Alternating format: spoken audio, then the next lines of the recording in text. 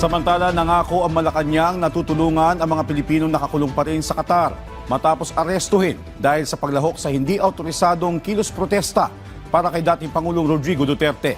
Sabi ng Department of Foreign Affairs, pinalaya na ang 3 menor de edad na nakulong pero nasa kustodiya pa rin ng pulis ang kanilang mga magulang.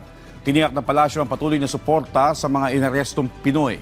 Inalok na embahada ng Pilipinas na pansamantalang kupkupin ang kanilang mga anak. Una nang sinabi ng Malacanang ang paghatid ng legal assistance at care packages para sa kanila.